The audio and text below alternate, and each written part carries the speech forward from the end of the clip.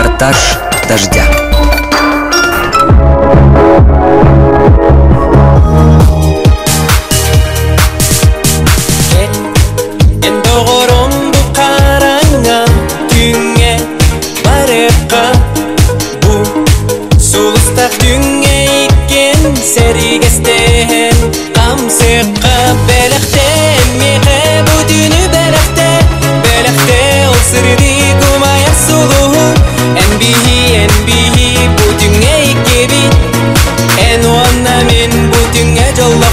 Кстати, российские фильмы очень плохо идут.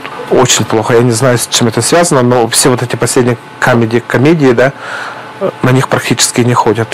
Мы их не показываем. Вот мы даже «Горько» не показывали. Я не знаю почему, но сплошные пустые залы.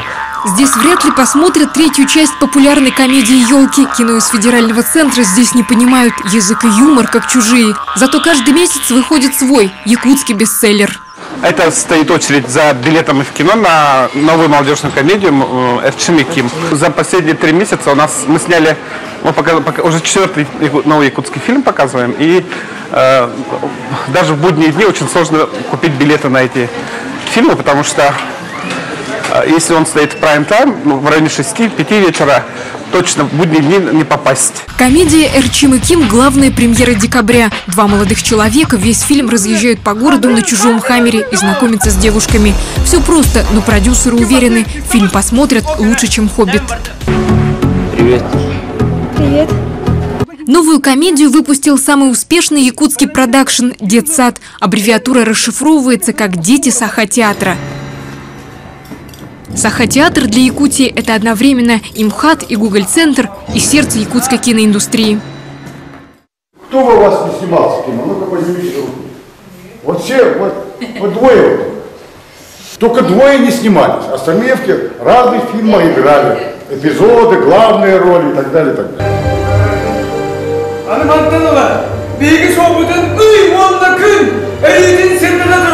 Продюсера детсада Алексея здесь еще называют Эркион. Он, как и остальные в Саха-театре, отучился в театральном институте имени Щепкина.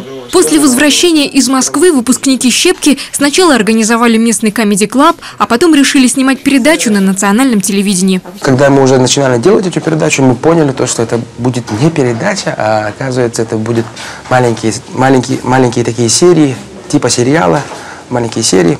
Вот. А в конце всего мы слепили из этих серий целое кино, вот и попробовали его прокатить у себя здесь, вот в кинотеатрах. Это был наш первый фильм, «Каскиль» он назывался. Ты че, Бенетон, не понял? Моего друга-то, ударяешь-то. Не понял. Ты че, а? Ты че, берега попутал, а?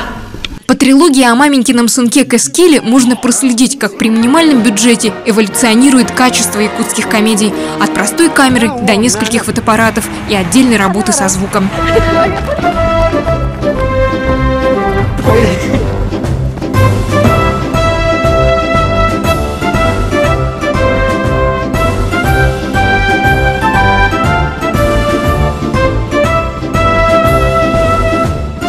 Мы стали лучшими в этом году, то есть вообще всех фильмов, то есть и голливудских, и этих, которые прокатывались у нас в республике. Можем операторскую сходить, смотреть сердце нашего кинотеатра.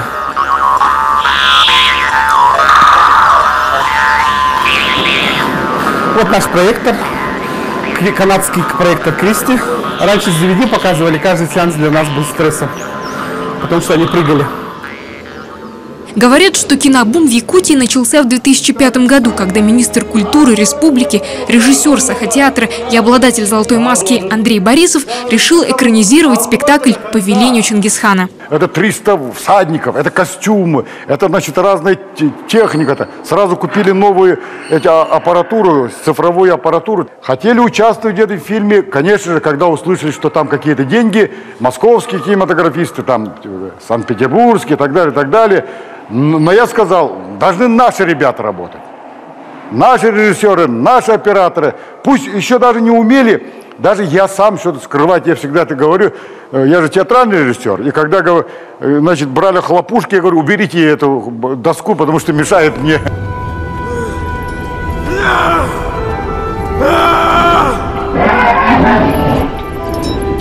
В «Чингисхане» снялись чуть ли не все актеры Сахатеатра. В массовке играли несколько улусов в полном составе. «Чингисхан» снимала буквально вся республика, от дворников до министров.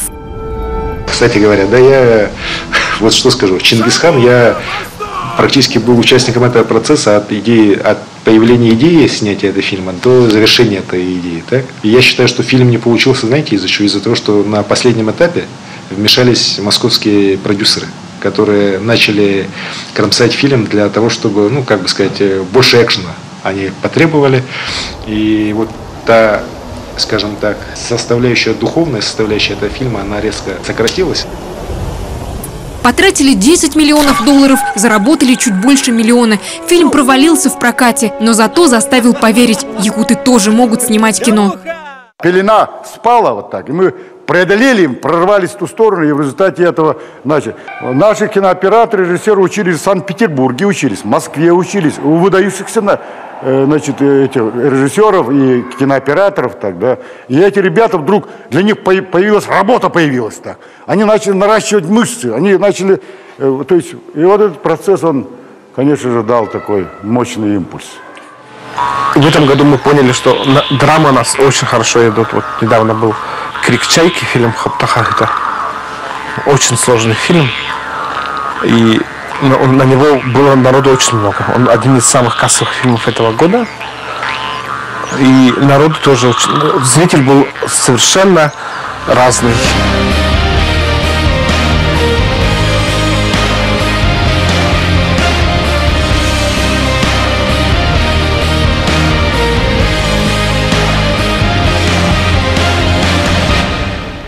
Продюсер «Крика чайки» Толя везет нас за реку в Улус-Мая. Это по льду 12 километров, потом еще 30.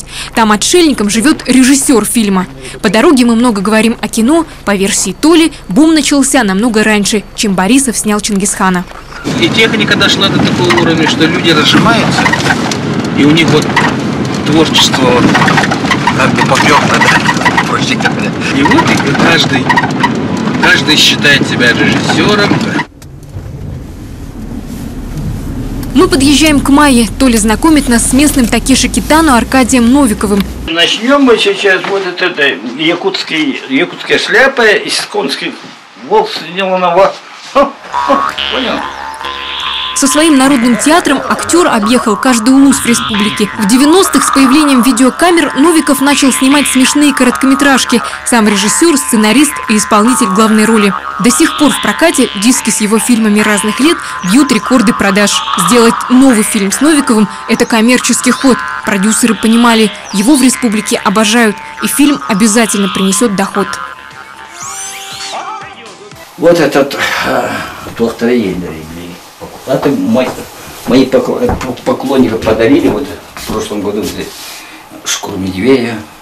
«Крик чайки» – это уже 26-й фильм Аркадия. Но в первый раз он взялся за мистическую драму. И в первый раз что-то заработал. Снимали на свои деньги. При бюджете в 600 тысяч в прокате фильм собрал 3 миллиона. Технически уже я выше уже стою. Мой корефан, вот это Анатолий Кириллин, он все умеет. Да, все сварит, все. Он так в этом фильме, он короче, всю этого, слайдером, он все сам делал. Из 3 заработанных миллионов 50% досталось кинотеатрам, но 1,5 себе. Этого хватит на новую картину. Плюс по улусам разойдутся DVD. Кино может быть прибыльным бизнесом, говорит Толя. Сейчас в Якутии при поддержке правительства республики в каждой деревне открывается киноклуб. Так, если так дальше пойдет, то в принципе можно работать. Как-то уже стимул есть. Потому что просто надо хороший фильм сделать. И зритель уже становится как бы уже знающий, очень анализирующий такой зритель идет. И уже планку мы себе повышаем как бы. Я не буду, конечно, хвастаться, да, но самые, по нашим меркам, крупные, что ли, фильмы, которые и на фестивалях участвовали, и за рубежом там получали призы, да. Это мои картины.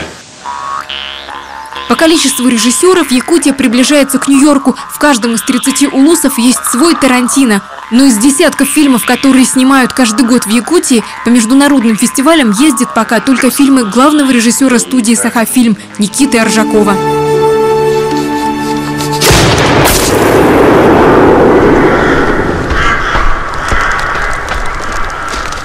О великий дух тайги, прошу тебя, не гневайся на внука моего. Прояви милость свою, прости его за ошибки. Студию «Саха-фильм» создал своим указом в 1992 году первый президент республики Михаил Николаев. Тогда Аржаков и стал снимать, зазывая друзей возвращаться из Москвы обратно. С тех пор его фильмы успели проехать по французским фестивалям, а сам Никита Аржаков успел превратиться в местного Никиту Михалкова, который свысока смотрит на любительский кинобум среди якутов. Я могу вот эти поделки, да, простые, не уважая своего зрителя, я могу и на сотовый снять, одну снять на сотовый, второй эпизод на другую камеру. Многие, я знаю, выбирают актеров так. Иди-ка сюда, поиграй-ка сегодня у меня в фильме. Когда съемки, завтра, во сколько, в 6 часов. А кого я там буду играть? А ты скажешь, ты будешь играть того-то, того-то, и ты должен сделать это-то и это-то. Завтра в 7 часов приезжай. Вот так. Первый фильм у меня так выходил. Первый мой. Женя – режиссер-самоучка. Местные журналисты постоянно ругают его за качество. Фильмы проваливаются в прокате. Но у него есть свой зритель. Это те, кто любит ужасы и мистику.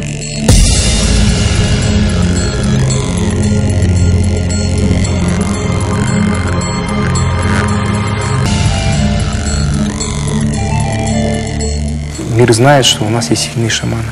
Да? У нас есть удаганы. То есть где-то присутствует эта тема. В каких-то фильмах присутствует тема потусторонних сил, да? Есть ли вообще потусторонние силы?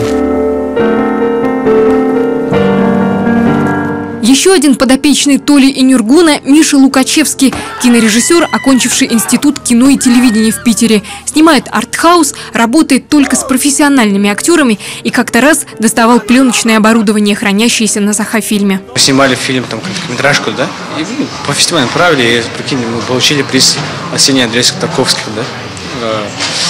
И вообще мне понравилась такая работа, там уже как бы отношение другое, да, как в цифре.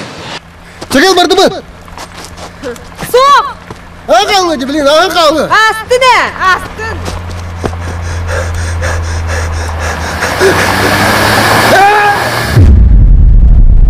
Здравствуйте, девушка. Вы на фильм пришли, да? Ага. Билет заранее купили? Да. Ага. Что ждете от фильма? Да, хорошее впечатление, наверное. А последний какой фильм смотрели якутский у нас? Хаптоха это ходили, да? Ага. Понравилось? Да, да, очень. Ага. Какой еще новый фильм ждете, который скоро будет? Якутский? Да. Аюла. Аюла. Уже слышали про него, да? Ага. А где? Видео в WhatsApp. Ага. Ну, хорошо, молодцы. Фильм будет 24 января, у нас премьера будет большая, так что приходите. Да. И то, что удивительно, в якутских фильмах же нет супергероев.